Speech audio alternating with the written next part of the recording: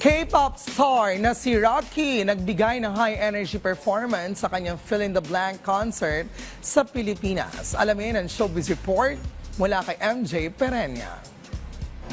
Mabuhay! Ako po si Lucky. Kamakailan lang ay naganap ang first ever solo fan concert ng South Korean rapper and singer sa Manila.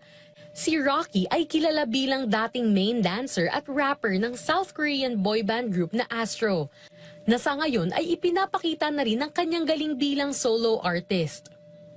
Sa naturang event, pinakilig at pinasaya ni Rocky ang kanyang fans o ang hamos sa pamamagitan ng performances ng kanyang solo tracks mula sa mga album na Rockies at Blank.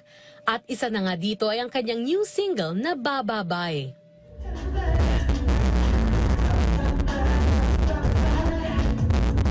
Samantala, ibinahagi rin ni Rocky na ang kantang Find Me na una niyang pinerform sa FanCon ay isinulat niya during his hiatus. Bukod sa masayang performances, nagkaroon rin dito ng hi-bye sessions, soundcheck at photo ops. Isa rin sa highlight ng event ay ang pagsasalita ni Rocky ng Filipino words. Pinagagalak kita, makilala. Mahal kita. Matatandaang 2023 ay umalis si Rocky sa K-pop group na Astro at sa South Korean entertainment company nito.